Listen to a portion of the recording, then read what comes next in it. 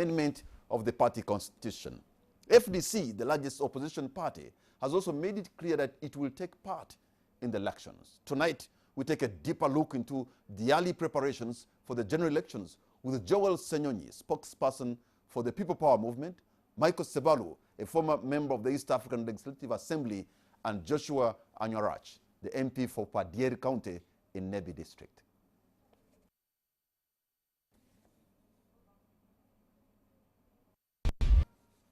Gentlemen, Happy New Year. Happy New Year to you too, sir. And thank you very much for having responded to our invitation.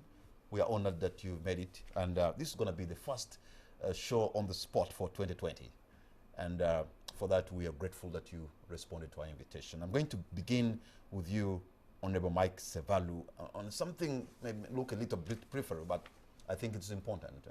And that touches to the African Princess of Africa, who was supposed to come and sing on the 31st of December 2019, only to be deported at Entebbe International Airport. Whoever did that, I'm thinking, that must have been an error of judgment, because what has come out, an avalanche of criticism from the keyboard warriors, is not what you would have liked.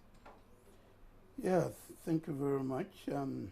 I think we need to look at certain facts because the statement issued from the immigration office, or that is related to the status of the visa that she acquired on arrival, indicates that she did acquire a visa, an ordinary visa for a visitor. And yet she was coming to engage in an activity of a commercial nature. Now, if that is anything to go by, I think we need to appreciate immigration procedures worldwide. You ask for a particular visa and you must act and present yourselves within the confines of the kind of visa you've been awarded. Recently, we had Ugandans who went to the UNA. This was a function organized by Ugandans in North America, and Ugandans went there to perform, but they did not get the requisite visas for that kind of undertaking, and many of them were seen on the next plane. So I'm surprised that when it happens here, we take big issue out of it, and yet it is immigration practice globally. So my view is that the people, unless information comes to the contrary, that the visa was right and yet she was denied, then that definitely would make a lot of sense. Whereas you make but if it wasn't, whereas you make a point there, it appears really that sometimes the laws and the rules are applied selectively, because the same person has told you has been here under the similar circumstances and nothing has happened. But Joel, here is a woman who has been singing about crying for freedom. Let me clear that. Crying for freedom. Having been in here, a country where freedom seems to be, especially political freedom, seems to be slipping away, it's no brainer that you're not going to let that person give them a stage. But having been here under the same circumstances, the totally different leadership at the immigration office. So if they come and they put systems right and procedures right, you know, once you are on the wrong side of the law, you can't say, yesterday I stole, I was not arrested, so today I shouldn't be arrested. So let's look at the facts. Is a man called Kanda Bongoman, a Congolese musician, you know, invited in by Balam Barugahari, who is an NRM diehard. Yes. And he comes and, in fact, even gets a photo opportunity with the president. You think Ugandans are dumb? But if his handlers have done a right job in terms of the proper visa for him issued to come, I mean, that creates the difference between the handlers and the hosts. Patrick, the explanation given by the good Honorable Sebalu is a convenient one in my view. You see, what's problematic is when the law gets to be applied selectively in many interesting ways. CHAKA has been in this country a couple of times, including last year, under similar circumstances and all of that. And it was not a problem. But what caused her trouble is that last year when she came, you see, anybody that nowadays gets to associate with the plight of Ugandans, the fact that they are oppressed and identifies with them, becomes an enemy of the government. And worse still for her, worst in quotes, is that she got to pretty much endorse the Honorable Kyagulanyi Ssentamu, Honorable Bobby Wine. In what sense? And she said, look, I believe in you, and what you are up to, for me, you are actually the next Mandela, you know, because she knows about what he's been doing and the fact that he's intending to run for president and all of that. And so she becomes a target for persecution. That's the way things operate here, that anybody that slowly but surely begins to identify with the oppressed. And that's the quote-unquote mistake that she made. And so she comes through at the airport. She's well received by promoters because she had come for a show. But then, you know, the following day is when immigration realizes, wait a minute, she actually came to sing. And that's when they conveniently say, no, you did not acquire the other visa that allows you to make money and all of that.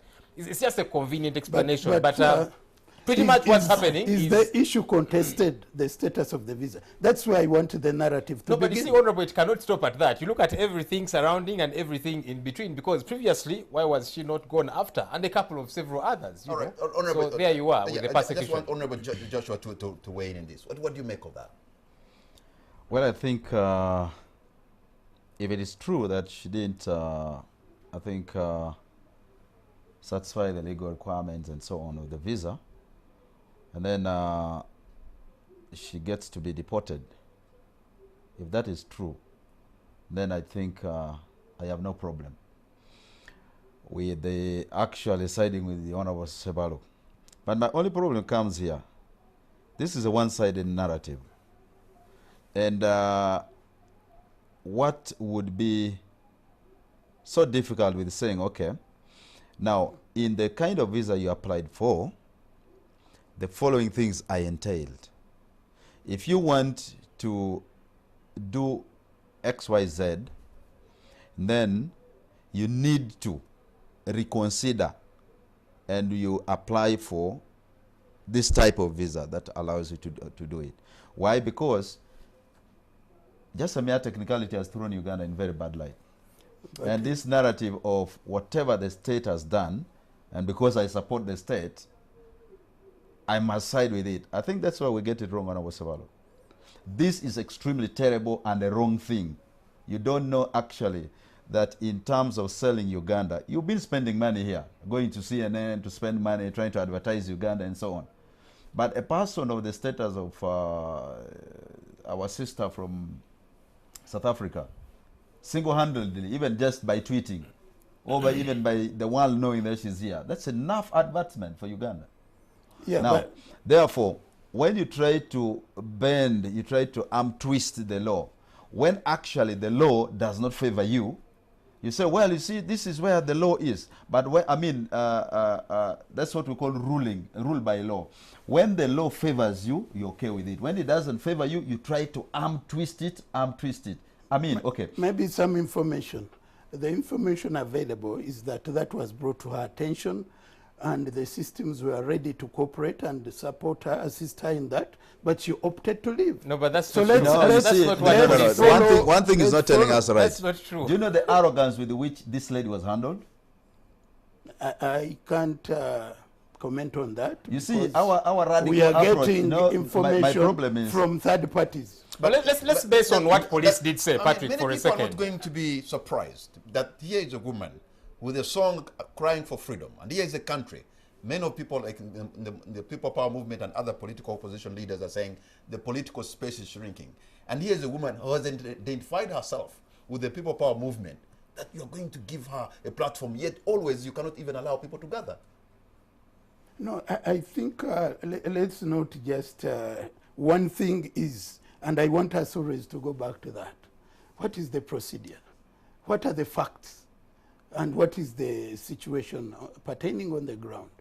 I have not had a single person who has given information to the contrary regarding the status of the visa. Now, if that is the issue, it could have been mishandled or it could have been well handled, but do we have procedures in place? Do we have systems in place? And if those systems are made to work, should we then condemn them? The challenge is that those systems are made to work selectively. But see, for me, what's even more instructive is, according to my friend Enanga, in his statement, he said, look, she was told you have the wrong visa, and she was taken out to the airport onto the next plane. And so there was no opportunity to say, look, you have the wrong visa, can you acquire the other? Exactly. Because you see, Uganda is not like other countries. When you get into Uganda, that's when you get to acquire the visa, you know, after you have arrived. So there should have been the option, and that's the bit about handling it. The option of, look, you have the wrong one, please acquire the other. It's not like when you're traveling to you must have the visa before traveling. So there was no option for that. It was intentional, it was deliberate, really. That is where visa on arrival is more flexible than visa before arrival. All right. So that actually, for me, it creates a lot of suspicion on the intention. And actually, you said, I think the handler just such a trap that, okay, we're going to give her visa class A, so that if she... When I talk about handlers, I don't mean the immigration officers. I mean the people who arrange the trip, the promoters. They are supposed to actually work out all this and the itinerary. Well, actually, for me now, in this case, handlers are meaning the immigration officers. No, they are not. For me the handlers are the people, because even her visa and all those requirements are supposed to be handled and processed. Let's say now the immigration officers so if they didn't do their job, you can't blame it on anyone. They're bent on setting a trap. Do you realize that has damaged Uganda so much? In the party that you serve and love so much. Do you have any way how you want to make sure maybe you diffuse or you don't mind about it? No, I think it has been well explained, and the views that have been expressed, like the information I've been sharing, they offered an opportunity to assist her upgrade her visa. No, that's not true, Honorable. According to the police spokesperson, Freddy Nanga. There is a statement. I don't know which information you have, but we are depending on Freddy Nanga's statement. No, you are depending on that. But there was which one are you depending on? There was another statement. He speaks for Uganda police. We're more inclined to listen that was to by him who now? than anybody else. No, but you see, police and immigration, they could be working together. So who in immigration said what you're saying, Honorable? There is a statement that was issued at the hotel.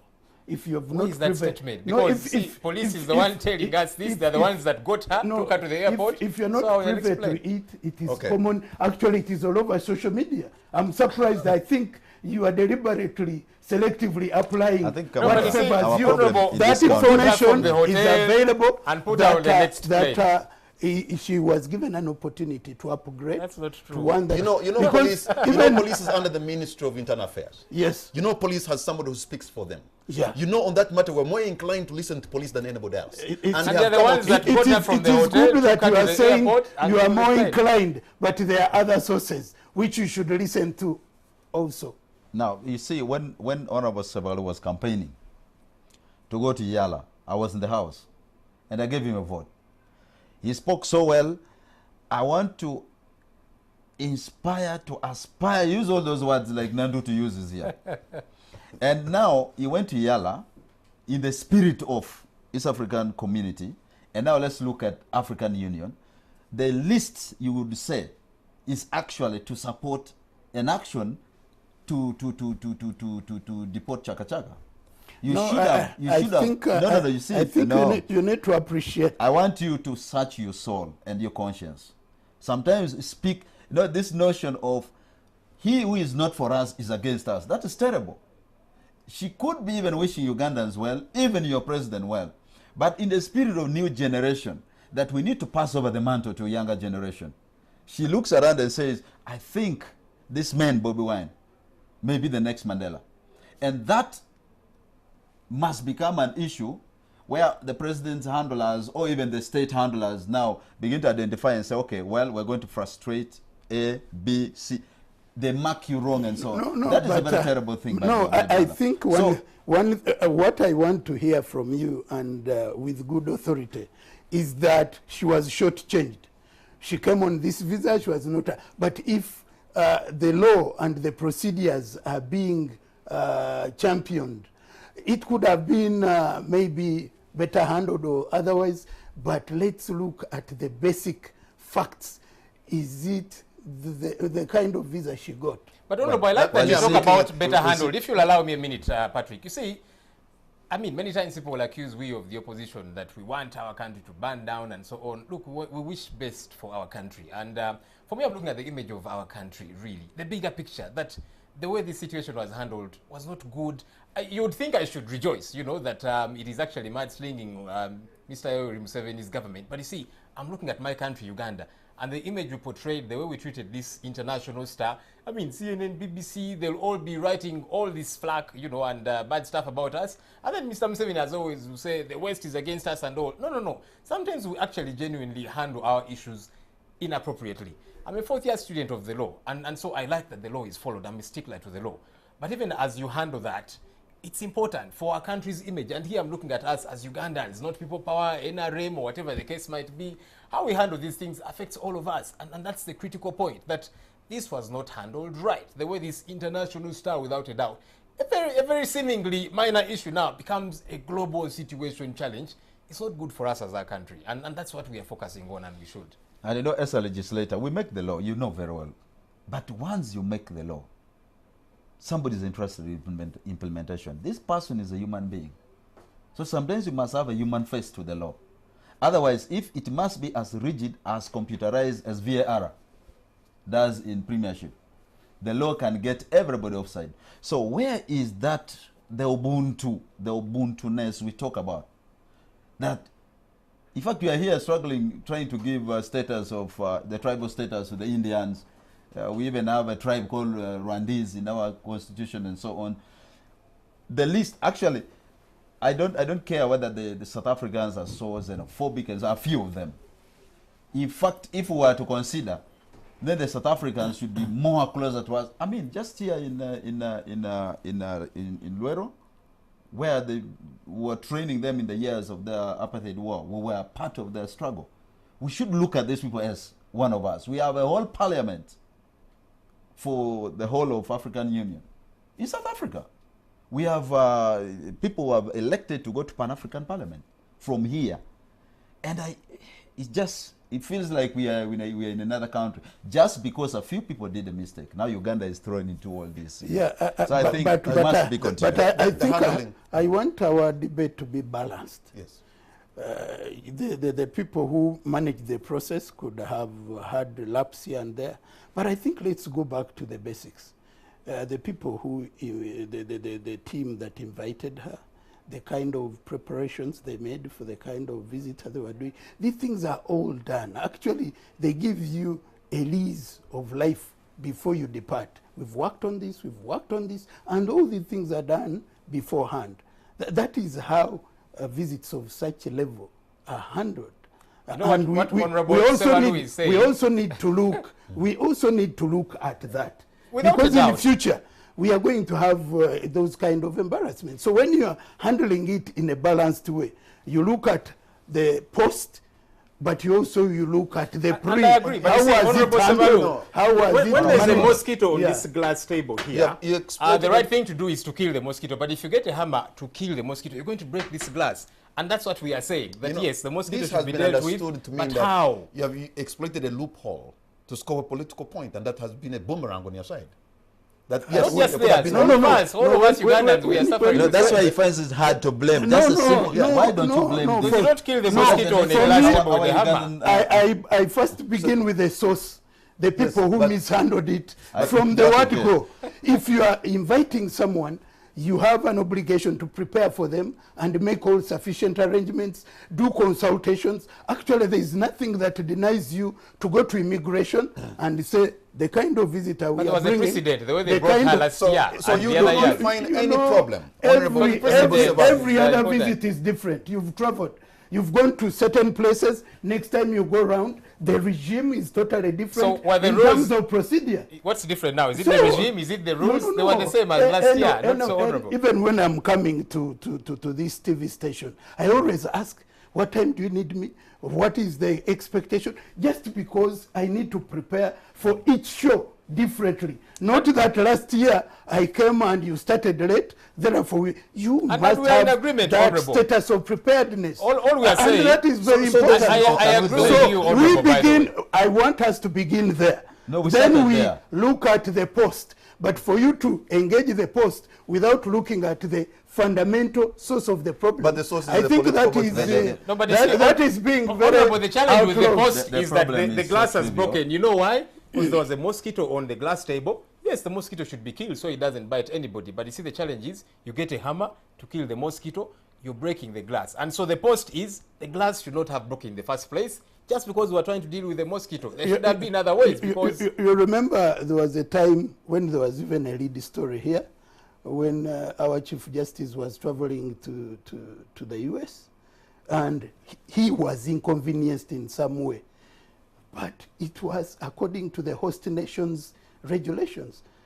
He's number 3 in this country.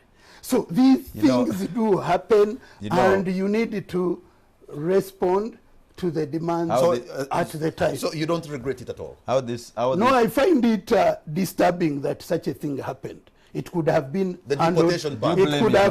handled better, but and that's the most important the problem arises from the people who manage the trip. They cause the fundamental problem. So is it just a mere coincidence that you cannot allow Bobby Wine to sing his Charenga song, and you cannot, at the same time, the woman who, supports Bobby Wine and her freedom song is not given, a platform to sing even before the Kabaka of Buganda? But when she... Is it just a mere coincidence that things just went wrong and then she was deported? You see, when you're coming to visit, actually, in these procedures, there's what we call declaration and full disclosure. That means you didn't do full disclosure. So that makes you an undesirable person. Full disclosure of what? So now I think we need to create a special it was undesirable visa. No. I'm it was undesirable. No. When you don't disclose, then you create room for other kind of perceptions. Because if you are coming to sing, declare that you are coming to sing. It's like when you go and they say, what do you have to declare? And you say nothing. And eventually they see something. You've traveled. It ends up being a big issue. Even for something that is not prohibited, if you don't declare it when you are supposed to do so, it creates another scenario. So in other words... So there was a need, for sure, and let's be proud of procedures working. Let's be proud of procedures working. Operating all the time, not selectively. Here, because we've gone out and we've been subjected to certain procedures, and we've fulfilled this country. But let me put some record right. I don't think it's so strict with the visa that if you say you're coming for official visit, then you should not tour a country. No, that kind because we have never gone on official trip, but later when you reach there, you want to do tour, they take you to tour buses and so on, you go. I think... it is the working. We are talking about the any regime, when you go to work or to undertake an activity of a commercial nature, you must specifically declare that. Well, for tour and official, it's now those are permissible. We even advise but for work, we say no way. Well, no any other place. You can't implement it that rigid.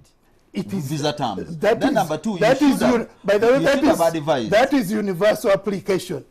When you are engaging in the commercial activity, you must state so. Yeah, but tell me where you go and you start working with them. In our particular case, even our Chayo people, when they go, they just go underground. What was the activity? What was the commercial activity? When you go to perform and earn, that was a commercial activity. Going to perform and earn. And it could not be all those musicians who are there had gone to perform, and that is a commercial activity. Tell me it isn't.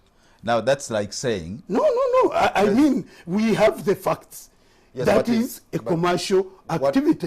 You are hired, you are paid, and you must declare. There seems to be a political motivation in what was done. Because it's a and that goes for Honorable Chagula's concerts that is an interpretation.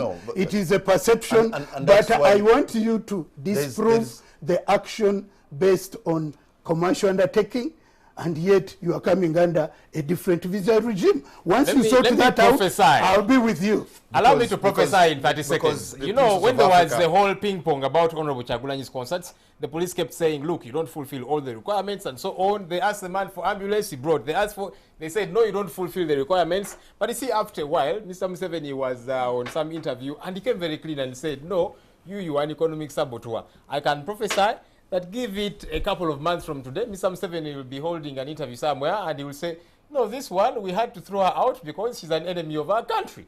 You can be sure that will come someday. The exact reason why it was thrown out. So we can debate back and forth, ping pong, but the motive, the deliberateness about this It's very clear. It's the writing is on the wall for everyone You to have see. some people, Honorable Sebalu, maybe in the NRM cadres, who are overzealous at a certain level, and they think maybe they're doing the bidding for the president or whoever it is, and before they know it, they have done something that has gone horribly wrong. Yeah, those errors can happen in any setting. So let's not there cover could them be up. an omission or anything, but I want to go back. For me, the overzealousness, the real overzealousness, would be that she's got the right visa and then you take her away. That would be an excess. But this one could also be some sense of judgment that maybe was overboard, but there is that aspect which needs to be also given its true place in this conversation. All right, gentlemen, we're going to take a break, and when we come back, let's discuss the preparation for 2021 elections, because 2020, this is the year when the real campaigns begin. We'll be right back. Welcome back. You're watching On The Spot. My name is Patrick Kamara. My guests tonight are Mr. Joel Senyonyi, Honorable Mike Sebalu, and Honorable Jackson Anyarach. And we're now going now to look into the political terrain as it's going to present itself in 2021, before 2021. Let me begin with you. Were you surprised to see the Honorable John Patrick Amama Mbabazi with the president over the weekend? Because I'm asking this because at one time he became a serious critic when he stood against him in the 2016 general election. But now we're coming into a year for elections. We'll see Japan together with Yoweri Museveni. What do you make of that? Well, we have had so many fallouts with the president. So many people have been falling out. There was a man called Ziri Trawler, I think in 86, 87. 86, 87, 80. I don't recall it so well, but at least before the early 90s. I think 89. Now when the president came into power, the president, in an attempt to fuse the political wing and the military wing of the NRM, I think decided also to be the commander-in-chief and also the speaker of the house, the NRC. So Ziri Trawler said, no, we made a commitment and said, the moment we take over as the military wing, we'll hand over matters of governance and so on to the civilian wing of the political wing of the struggle. The man pulled out. When he pulled out, little did I know that story. But when in 2001, we were young leaders in Naguru go down one village here in Kampala. And there was a lady called Nava who was contesting for the mayorship of Kampala. And Ziri Trawler was on NRM ticket. And then when we came for that meeting, it was even here, actually at Serena Conference Center. In that meeting, we were told that Nava should step down and leave for Ziri Trawler. So for us, as the young people went back, we said no, because we were so attached to Nava. She was looking so beautiful, charming, young. And so when they said Ziri Trawler, we said no. I think as the young people were going to mobilize against him. So we didn't listen to, it was actually the president who addressed us that time. Now, we also had fundamental fallouts in the early 90s, you know, and the late 90s. I mean, here is the point. When the Marwa group started, that later became the FDC, you know, the powerful, and then FDC and so on. The likes of, you know, the likes of Adolf Mwesige, were falling out. The likes of Bright Ramerama, the likes of those the other members the minister, the attorney general. And then, I mean, the one who was replaced, Rukutana. But later you see them come back with the president. That was Tom Butima was appointed the minister for Karamoja. And he said, no, I'm not going.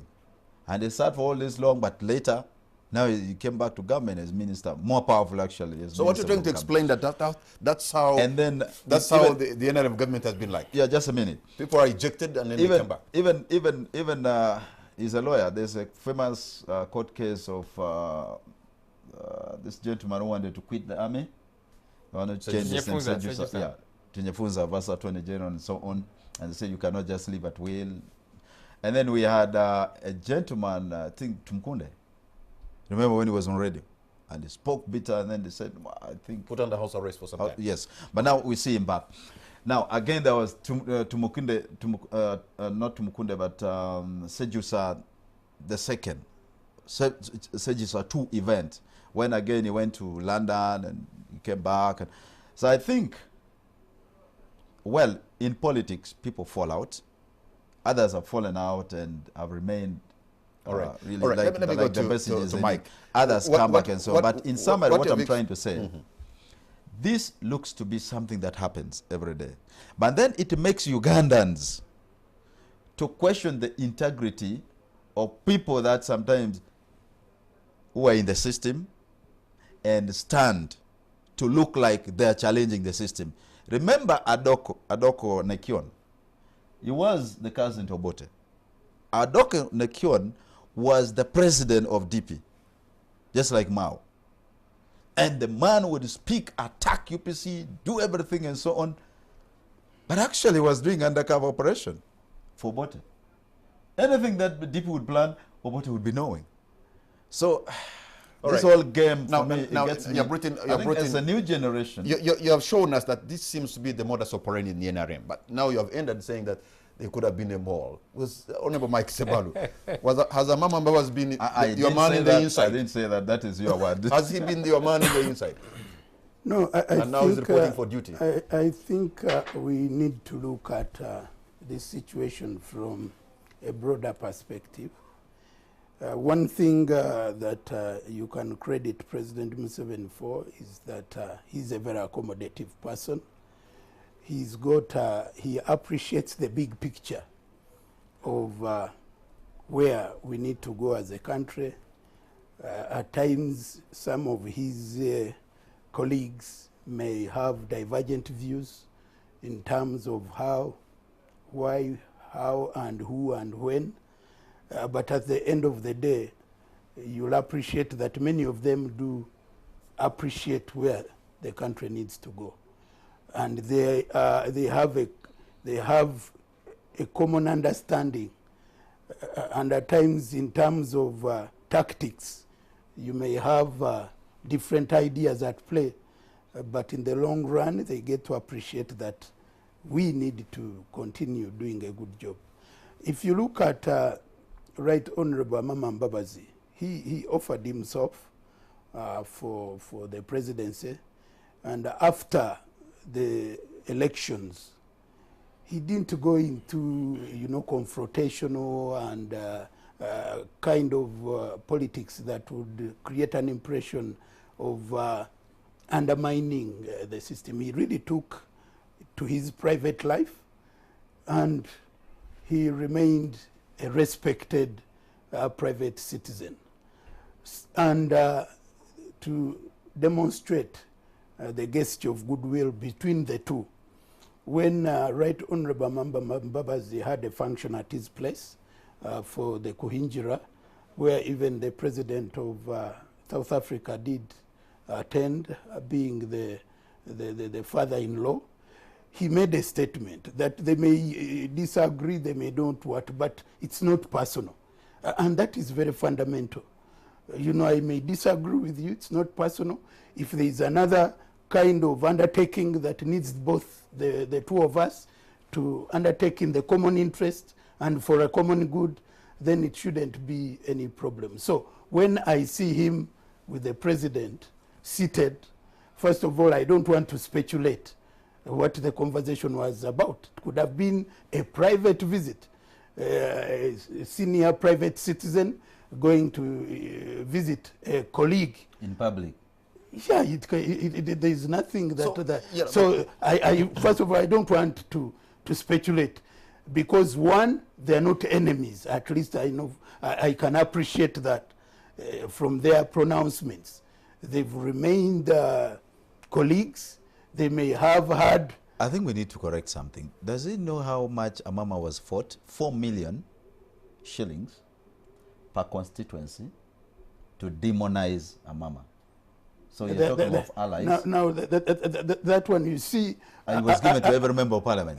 I'm talking about... You NRM. see, disagreement in a political kind of setup does not mean that you are enemies or you are personally enemies. And I believe that even Honorable Mama MBABAZI, who invited President Museveni to his private function, that demonstrates people have even been put out of action because of politics. That clearly demonstrates that there is a personal relationship beyond the politics. That's even when he had a private function at his home, he invited him to attend. That is a clear demonstration because that came after elections. For those who so believed, that should not. For those who believed in John Patrick and Mama MBABAZI, you know, when he inspired them to lead and became a presidential candidate, and I'm sure some people were even purged out of NRM or even some positions of authority in this country, should they get worried now? You see, before the visit by the president to Honorable MBABAZI's private function, the giver of his function, of his daughter rather, an insider within the state intimated to me that Honorable MBABAZI had met the president thrice. I found it very strange. But, you know, so of course, when I saw the visit at the giveaway, for me, the light bulb came on. Then when I saw this, I thought, interesting. Let me read to you a tweet shortly after the Honorable MBABAZI met the president. He said here, "I wish each of you a happy and prosperous new year. I call for a renewed spirit of unity in Uganda and in the rest of the world. Let us focus on what we have in common and join hands in creating a beautiful future of greater prosperity and greater and durable peace for humanity." Now, this sounds like a good Happy New Year message. Seems very, you know, innocent in many respects and all. But I don't know. There's a lot to read between the lines. There are people who will tell you that Honorable MBABAZI is nothing without this system that he has been a part of for a very long time. That, in other words, he is literally nothing without Mr. Museveni. When I see this, I get concerned. I get concerned as a young person in politics, and that's not to say there should be enmity. You know, literally, there shouldn't be. Honorable Sebalu, you know, I see him as a senior man, a friend, or that kind of thing. We disagree politically, but we're not enemies, yeah? But the whole idea that you say, look, this is the path that I'm going to take. This regime that I've worked for is an evil one. It has killed people, it has brutalized Ugandans, it has done all manner of evil things. He said that himself, Honorable MBABAZI, when he was campaigning. And then, of course, there's a lot of suspicion about the ill health of his wife. We hope she recovers pretty soon. And then all these different things. And then people are seeing you slowly but surely get back.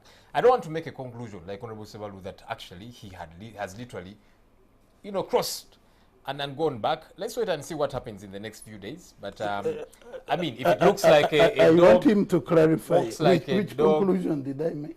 Which conclusion? No, the conclusion that there should not be no speculation.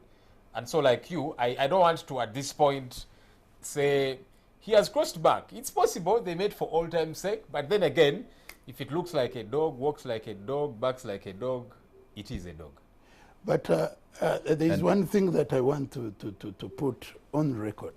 I don't see anything wrong for Honorable Mama MBABAZI on self-reflection, knowing that I can better serve this country by working together with the team that I've been working with. I don't see anything wrong with that at all. If anything, I see him putting himself above, him putting Uganda above self. A system which he said is a non-standard system. It's a system that has let down Ugandans of this country. And he kept saying, do you want change or more of the same? So he talked about that system for quite some time and went around the whole country talking about the system. Yeah, but he had no confidence in the system. There's what we call reflection.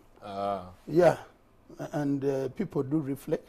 I'm sure they do. You know, there's some people who come back to the system, Joshua. There are people who have come back to the system because on the outside there, perhaps the world has squeezed them more than Like it's always squeezing us, so they cannot understand. That's why there are how to those, live like I was saying, the who rest of say us. that Honorable MBABAZI is nothing without Mr. Museveni. Well, I think to the contrary, I think, you know, there is a man in my place. If you are demanding him money, he will say, well, let me write to my manager to pay you that money. And then on that letter, if it is not dated, the manager would know this money is not supposed to be given. So that the manager looks very holy. I mean, the man looks very holy, and the blame is on the manager. Now, you see, in the absence of MBABAZI, the emperor has been naked. MBABAZI used to do things that people thought were on his own frolic, when actually they're under the instruction of the president. I can give you case in point. When we were making the POMA, Public Order Management Act, everyone was blaming MBABAZI. Why? On the floor of parliament, he would stand up, would speak as the leader of government business, and would defend the law. And you know, the president kept quiet, and we thought, yes, I think this is MBABAZI trying to introduce all this, and so many other things, so many other matters in governance that Mose used to hide. The president used to hide actually behind MBABAZI. But with MBABAZI off, it became clear that actually this is in his best interest. Like the Luboa Hospital, best interest, in his best interest. Those days he would say, well, I think this issue is MBABAZI's issue. I will talk to him. Now, it is clear, when it came to age limit thing, it was very clear that actually he needed it. If MBABAZI was there, they would play it very smart, and you know. So the thing is, I don't think we should try to always think that it is the luxury is on the side of people who are fallen out to come back because they need to survive. Even Mose, at a certain point, the president would need these people. But of course, you must look, I mean, the 48 laws of power, you must always look stronger than your enemies. But the thing is, the president needed MBABAZI yesterday. The only issue now is, as young generation, as new generation, it's very hard to trust new ideologues who were in bed, who were in cahoots with the system. Because then you will say, I think this person is a mob. I think even this one is playing a game. It becomes very, very hard. Because the thing is not about you falling out for survival. It is falling out on ideologies and seeing that this one is not going right, this is not going. That's why I have big respect for Dr. Besigye. For this far, if maybe he's also not trying to act the Adokonekio. For this far. Otherwise, I don't know what happens, how the president plays this game. All right, Joel, isn't it not going to be very difficult for him to eat his humble pie because of the words he really talked, and some of them were really hard. To take them back is going to be hard. And what is likely to be the political repercussion on a man? The authority he had, and those who believed in him, and to him go back because he had convinced them so much, and they have moved with him, and now he goes back. Doesn't that take away from his political stature? I remember I was in the newsroom when Professor Gilbert Bukenya became Mr. Flip-Flop, as we later got to coin the name for him.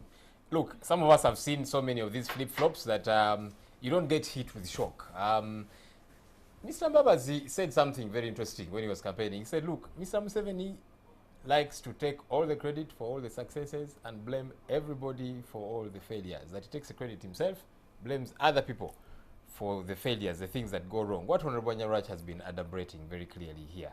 And for Mr. MBABAZI, who again told the nation that, look, I've fallen out with Mr. Museveni in principle.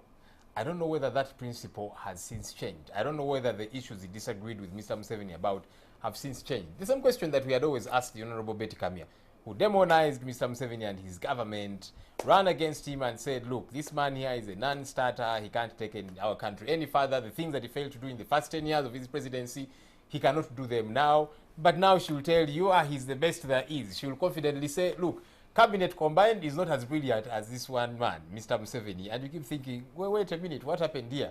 But the Baganda say, sente wekube gonzao. And that's why it is sad for we, the young ones. Meaning what now? Which means that money softens things. So this could have been a money issue. You know that when they put food in your mouth, you literally cannot talk. which is very sad for those of us who are young and we are watching older politicians that we should be learning a thing or two from, doing things this way, becoming fungible very conveniently. I hope, God help us, so that we don't become this way, that you stick to matters of principle for heaven's sake. But we have seen that even in Kenya, President Kenyatta is into building bridges initiative, where he's talking to people who have been his political adversaries and Raila. Yeah, the famous handshake and so on. Kenyan politics is an interesting ball game altogether. Every election cycle, they have new parties and so on. Isn't that the same thing? Like, he's also President Museveni building initiatives, building bridges. Yeah, but you see, for me, where I become disconcerted is when somebody today comes and tells me, look, I've fallen out with this person. In principle, as a matter of principle, we have fallen out on A, B, C, D. He has failed to deliver on this. He's a non-starter on this area. And then all of a sudden you say, no, this is the best thing that has ever happened to Uganda. What changed along the way? Did he metamorphose and become very awesome all through? Obviously not. But it's just a question of Mr. Museveni knows how to really squeeze and tighten the nose on his opponents, and you've got to be extremely strong, and these are things we've got to ready ourselves, you know. He'll throw the kitchen sink at you, and so you've got to be extremely brave as far as that is concerned. Just one information to sure. you. You know, when he says that he looked like these people are really falling out, we need also to add, you know, verbally, Mr. Museveni had already, His Excellency the President had already actually even started editing, sowing the mustard seed book. Because he was now saying, MBABAZI did nothing. And yet when you read in his sowing the mustard seed, he's praising all these historicals and so on. Just a little bit of information, you can proceed, okay. Councillor. So there you are, which is very sad for us, that and we've got to ready ourselves, we in the opposition. They'll come at us with all manner of things. You know, I've been approached thrice now, with people trying to woo me with money, and I've told, there's one I said, but now, this amount of money that you're proposing, very insane amounts, which are very annoying. I said, but you guys, the example I gave to this gentleman, I said, you see Kawempe Hospital there? Women are giving birth on the floor, and children are on the floor, newly born babies, they're catching infections, women are dying there. This money that you're trying to woo Joel Senyonyi with, why don't you fix that hospital? It's going to get you votes, by the way, because if it's a question of votes, you know, fix those things. A fraction of this money that you are trying to offer me can fix that hospital, and the people of Kawempe will get very excited. When you go to villages, children are studying under trees. When it rains, there's no school. Try and put up some structures. Those things will win you votes a lot more than trying to woo a Joel Senyonyi and bring him to your side. But then again, what we have is transactional leaders as opposed to transformational leaders, so they just don't get these things. Gentlemen, we're going to take a break, and when we come back, I'll be able to open the line so that you tell us what you think, but also we'll be looking into President Yoweri Museveni's intention of taking that trek from Wakiso to Kibale, the 10-day walk from Wakiso to Kibale, and we know that area seems to be his political pilgrimage. What does that signify? We'll be right back. Welcome back. You're watching On The Spot. My name is Patrick Amara. My guest tonight are Joel Senyonyi, spokesperson of the People Power Movement, Honorable Mike Sebalu, former member of the East African Legislative Assembly, and Honorable Joshua Anyarach, the MP for Padgeri County in Inebi District. Honorable Mike Sebalu, let me begin with you in this segment. We see the President is intending to have that 10-day walk from Wakiso to Kibale. What's the significance of that? Yeah, one thing you'll appreciate about our president, he's a revolutionary, and there are aspects of the revolution that are very nostalgic to him, that give a sense of where we came from, where we are, and where we are going. So once in a while to engage in activities that bring back those memories of those challenging times and those engagements that redefined the struggle and that led to the liberation of the country is something that you must appreciate. We seem to see the president at the beginning of every electoral process, you know, going back to Luwero, areas of Nakapeka and Semuto and places like those. Is that some kind of a ritual or some kind of a fetish of sorts? And I think that is a perception you are beginning to create.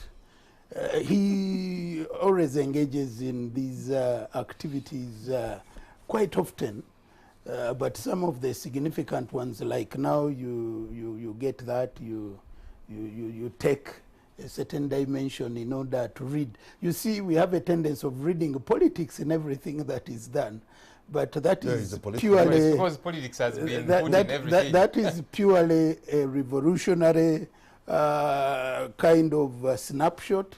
You always have to renew and re-energize. That's the politics again. Not necessarily. So basically, I don't see anything strange out of it. It is a historical fact, and if he's trying to get the population to appreciate that something like this did happen at a point in time, and we can have an activity to reignite our minds over the same. I really appreciate Joel, it. if it was to meet the people along the track, because we know that poverty levels have increased from 19% now to around 21%. Ugandans, some of them are really hurting. In rural Uganda, people are poor. Is he likely to see the real people with the real power, with real poverty?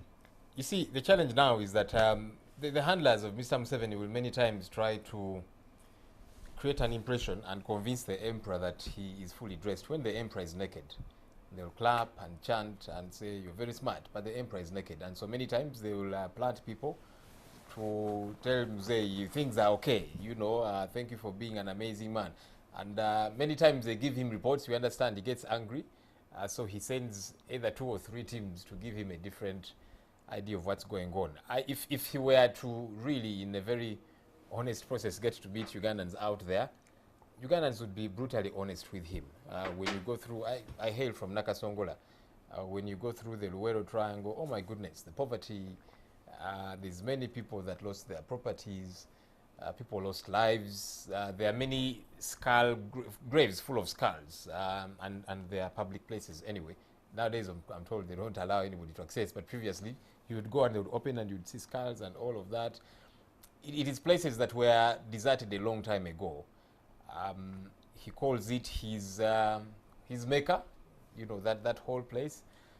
But the people feel deserted, the people feel neglected, they feel like he literally doesn't care about them. But you see, that's the situation across the country. Not There just has always been a group of people, Honorable Joshua, would come from Luwero Triangle, come and camp at Parliament, even 25 years later, a quarter of a century later, still demanding for their things, and that maybe they gave out their cows, they gave out their property, their vehicles and stuff like that, and they're now in abject poverty. Are we likely to see the president meet these kind of people? Because now he's walking right into their heartland. Well, that's what I was going to ask myself, actually. What is the main purpose of the walking? Because he's walking from Wakiso to Chibale. That's about 340 kilometers. For 10 days, if you divided that by 10, it's like a day, it's going to be moving like, it's going to be walking 34 kilometers, right? And then I don't know whether, well, he's starting within the Luwero Triangle area and is moving to, I don't know whether Chibale falls within the Rwenzori region. Yes, it is. Because I think this is where the warriors concentrate. I mean, the warring sides, especially the NRA guys, they were in the Luwero Triangle and the Rwenzori area. Of course, all those Bakons and so on were fighting on their side and so on. But the question would be then, 34 kilometers in a day, will he be meeting? Because the state cannot even be. We have a vice president who you cannot even know that is a vice president. So if the president, people that give us monthly reminders. If the president is fully, what do you mean? I mean, if the president is fully engaged for 10 days, I think you'll even be meeting these investors, the people who are coming, governance issues. You know, he keeps on meeting them, like when he's camped somewhere. So will he have time to talk to the people who sacrificed for him? There's so many Alur people from my place who are in Mwende, in this, where you go to Zerobo. Some of these people were killed, were actually even our people. But now they're not entitled because they feel like the people who are being fought out of power were part of them, so they're not entitled. So I think the purpose of this movement, for me, it's more of, I think, trying to solidify or trying to concentrate on his area, the West, where he has a lot of votes. And you know now, so many people are falling out from him, from the West. Rukunjiri is gone, Kasese is not there. Even, by the way, that Chibale you're talking about. What do you think? That's when Naban's going to be appointed a minister. They're also falling out. Let me Bunyoro is almost falling. But in 30 seconds, Patrick, you know, something interesting about walks like these also is the president wants to show that, look, I'm still very strong. Because there's a young man called the Honorable Chagulanyi Sentamu who's coming forth with energies and all the vibe. And Mr. Museveni is not growing any younger. And there are people who keep saying, hey, but my goodness, the president looks unwell and aging and all of that. So he, every so often, he wants to try and show that, look, I still have got a little bit of it. So it's an attempt to try and show that I still have some work. I mean, remember the previous election, he ran to the podium to speak and all of that. So he's literally fighting so hard to show that I still have some energies. So well, that's another. In summary, let me summarize. Okay. Just in a second. Okay. In summary, is galvanizing his Western support, but also too, is actually, that's what my brother said. He's trying to show that he's much stronger. Remember, he's now 76 kilograms. Well, and he's very active. the truth is, he But has always via worked health, faster that one, and better than even Yeah, some via MPs health, when they're in Kyankwanzi. in terms of what he I think eats, that one he has demonstrated. I think that one there's no doubt. My only problem is, as is moving, if it's about health, let the president pronounce a policy that since we have National Exercise Day and so on, and it really promotes exercise, we need a policy where we have those community playgrounds restored, not just putting houses everywhere and No, so but on. they are giving away all of them. Okay, Mike Sibal, Or before shopping malls to come up and so on. Yeah, I think there are those things that you believe in. Because if you see my brother Senyonyi putting on this beret even at night and in a room, because the procedure of putting on those, you don't do it in a room, you don't do it at night. Which procedure is that? It Where is, is it? it is common. It is common practice. Where? It is. You may choose to. But you're not in people no, power. no, I am. no. So that's why I'm saying, if you believe in something, if you see him putting it on at night in a room, that is a passion he's taken on. So President Museveni has his passion for the revolution, and certain aspects of it are so dear to him that regularly he engages in activities that reminisce those undertakings. Then when you talk about fitness, fitness is not about age. There are so many young people who are unfit, and there are so many old people who are fit. So President Museveni is not demonstrating age. He is demonstrating fitness. It is a way of life. He's managed himself well. Some young people are wasted, but so to imagine that because Chagulanyi has come, because Chagulanyi, even with his age, may be young, man of the ghetto. Chagulanyi may be young but not fit. Okay, And many of his age may be there young but not fit. So that is a simplistic way of bringing this narrative. No, this but because is we have seen a it happen. revolutionary. I mean, Mr. Museveni has called this himself is- man of the this ghetto is- and all these things. Ever since Perhaps he came maybe around, because ever he since has he came around, always, he has never he worked has on it. always, Gentlemen, he has always reminisced let me open the the lines revolution, so that the and he people has lived. who are watching He's tonight lived it. can be able to ask you questions if they have any, or add to this discussion. You can see the numbers on the screen. Please pick your phone and call us and make it very precise and concise so that we can get many views. If you don't agree what is going on here, please, you can disagree with respect. I have a call online. Hello. Hello. Yes, sir. Good evening, Kamara. How are you? I'm fine, thank you. Go right ahead with your question or comment. Okay, I'm called. No, I greet you to Honorable Tony, Honorable Mike Sevalu, and I spoke to George Penyini.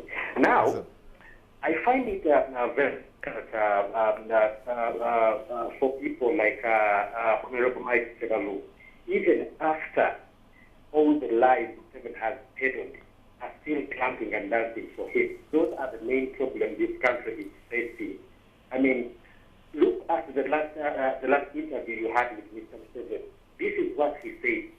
During the interview, Museveni categorically stated that beyond 75, a person does not have vigor anymore, such that he said he wasn't going to stay in office after 75.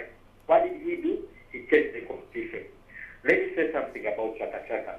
Whatever you guys, the NRA guys, the NRA pastors did was an own goal in our favor, the opposition. Because CHAKA, this is exclusive Tamara. CHAKA was put to task not to sing her song Freedom. Secondly, she was put to task not to mention body wine. But she disappointed them by refusing to accept their demands. That's why they decided to deport her. She was deported. And everyone in South Africa is actually calling for a hashtag MUSEVENI must fall. Everything you guys are doing, you are scoring goals for us, own goals for us. This country is a time bomb. We are tired of the conditions we are living in. All right. We want change. Okay. Thank you. What's your name again and where are you calling from? Okay. Looks like he's gone. I unfortunately didn't pick his name. But we thank you for your contribution there. Let me try to pick other views and then I'll let my panelists respond. I have a call online. Hello. Hello. Good evening, sir. What's your name and where are you calling from? Good evening. I'm calling from Zambia. And your name? Patrick. Okay, go right ahead, Patrick, you're on air. What I want to ask is that they should stop confusing us. Some people they use their colleagues to confuse us. That CHAKA, what if one was closed? So they should not bring that issue of CHAKA that can't be issue. The nation is having its own rules, so we should go with the rules which they decide. Okay. Thank you. Thank you very much. Our caller there from Zambia. I'm going to pick maybe 3 or 4 more, and that will be it. I have another call online. Hello? Hello? I think we're having issue getting that one. All right. Let's try to pick another call online. Please, you tell us your name and where you're from and make it precise. So have a call online. Hello? Hello? Okay. I have a caller who doesn't want to speak, but you have already, your line has already gone through. Let me just make one more attempt. I have a call online. Hello? Hello, good evening, sir. Good evening, sir. What's your name and where are you calling from? My name is David Sironel. I'm calling from Chevando. You're on air, sir. Yes, my question goes to Honorable Sebaru. Mike Savalo, yes. Yeah, Honorable Sebaru, if CHAKA had a visit visa, why did you not leave her to visit and instead deporting her? I believe, for example, if you go to the supermarket and you buy a certain item and you don't pay for the other, you leave that was not bought and take what you paid for. Why was she deported instead of leaving her to this house you claim? Thank you. Thank you very much. Let me take 2 more callers and then I'll give my panelists the time to make their concluding arguments. I have a call online. Hello? Hello? Hello? Yes, good evening, sir. What's your name and where are you calling from? From Barat. Your name, sir? I'm calling from. You are calling from Mbarara. I need to know your name and please tell us what you have to say tonight. What I would like to advise Yes. is continuing that they should not grab out of that CHAKA pin. I didn't get that, sir. Huh? I didn't get your point very clearly. Oh, it's a pity we lost the line to our caller from Mbarara, but I think we can. I'm going to close the lines now. Hello? Okay. Thank you very much. For all of you have endeavored to make those calls, and unfortunately some of you did not go through, but maybe we'll try another day. Our time is also out, so I'm going to give you Mike Sabala. You had a question, and then after that we can have. Yeah, there were 2 questions related to CHAKA. The first one was to the effect that she was given demands which were never met. So I don't want to go into that kind of discussion. I don't know his sources, so I wouldn't want to engage in that discussion. How I wish he had demonstrated that that was over and above having the right visa status that would enable her to do that. So I don't want to go into that. I call that speculative because there is no, I'm not privy to that. Now, regarding the issue of a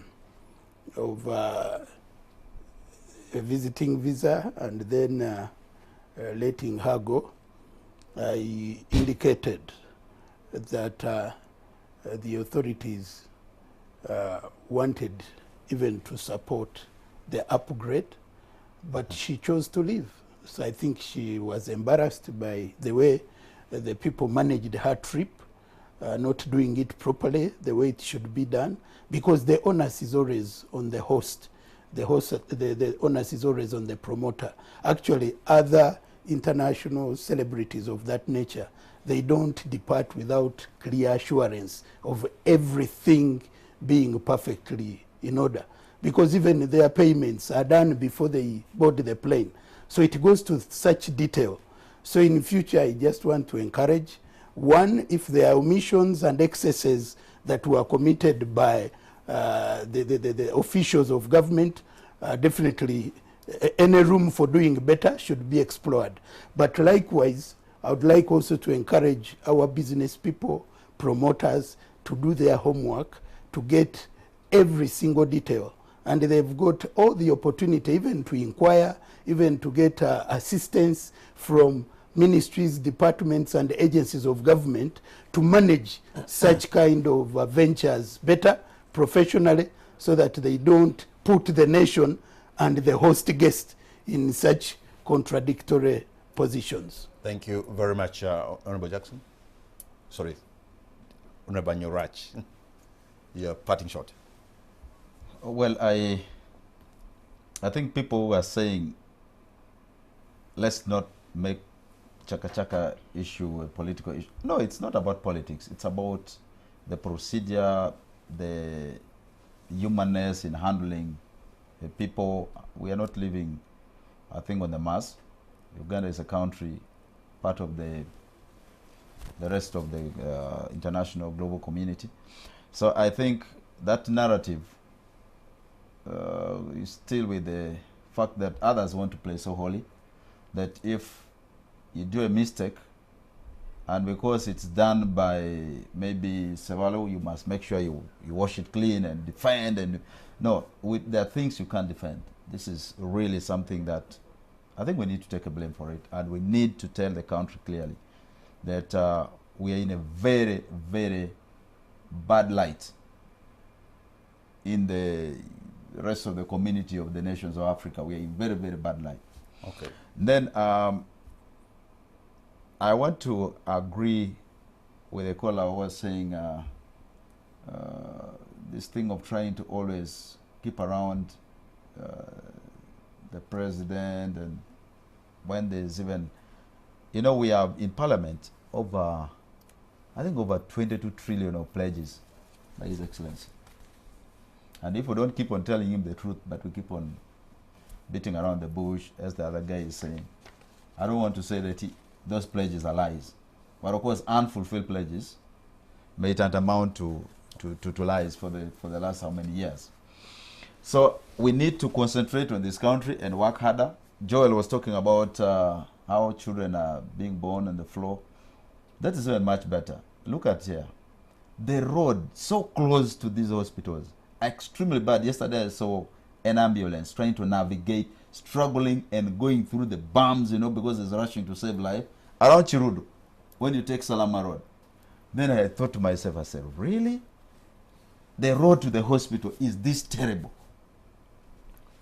Within this city where people make the money and so on that supports our country's budget, people are busy, the serious more businessmen and, you know, the government officials, just move around Kololo and see the roads. How worse then it is All in right. the villages. So we need to concentrate on fixing some of these things so that we don't have new you. ideologues coming out to challenge the government. Thank you, Joshua. Our time is out. Very briefly, Mr. Senyonyi, your concluding remark. Yeah, first of all, of course, thanks to the callers, Patrick from Zambia, David from Chebando, Hannington from Barara. I didn't get the other caller. Look, the CHAKA situation was a PR disaster for us, and we just never learn. I don't know, we are filled with hubris. Hubris is excessive arrogance. It's good to learn and say, look, here we goofed up, you know, let's see how we do better. It's just like Arua. Arua was such a PR disaster for us. You know, they kept panicking all over the place and so on. President saying, no, they just, you know, boxed them a little bit and then planted guns in Honorable Chagulanyi's hotel room, operating in such a shambolic, mediocre, backward way. That's just how we like to do things, and we don't learn, which is sad. Sad because for me, it's not just a question of government opposition. It's about our country. It affects our entire country, and that's the unfortunate bit. My closing remarks, this is an interesting year politically. Actually, I had been told the topic was going to be a look into the 2021 general elections. We as People Power are warming up for the consultations that are going to roll out. Monday 6th will be in Chadondo, where Honorable Chagulanyi will be saying goodbye to the people of Chadondo for having entrusted him with the MP position, and will be saying, I'm now headed for State House, and then will spring out across the country and go to interact with Ugandans about this. We have been telling police, we are bent on following the law. That's why we are writing to police, to the local authorities, the EC and all of that. We don't want any confrontations between anybody, security forces and all of that. It's not necessary in any way, and so we want to observe the law, and we are calling on security forces, please observe the law as well. Come to provide security. We are holding our meetings in an orderly manner, and we are hoping that sanity will prevail. Sometimes they get excited and overzealous, unnecessarily so. So we are hoping that it will be a smooth ride all through. Then, of course, come nominations, and we are hoping for victory. We are aiming for the presidency without a doubt, but we are aiming for parliament too. That's very important. We want to have a solid number of MPs in that house, so that the Anyarachs of this world are not lonely. In that house, you look left, right, and center, and you're thinking, what is this? So that's important for us. Right. We are working hard to make sure that happens. And Thank by God's you grace, very much, Joel Senyonyi, spokesperson of the People Power Movement. Thank you very much, Honorable Mike Sebalu, and thank you very much, Honorable Joshua Anyarach, and all of you have been a part of this discussion. Thank you very much for sending in your messages. You've heard Joel and all these people. We know 2020, politicians will be coming to maybe your home or village near you and persuading you to give them the mandate to lead. This should not lead us into maybe fighting each other. You can disagree, but disagree with respect, and you don't have to be violent, because at the end of the day, we have a country to keep together, and we are Ugandans, and that's the number one thing that should be uniting us, because these things just come for 5 years and then they come back to us. I suppose we're going to have a clean election where that is not having any form of violence, because we don't need it. Good night and God bless Uganda.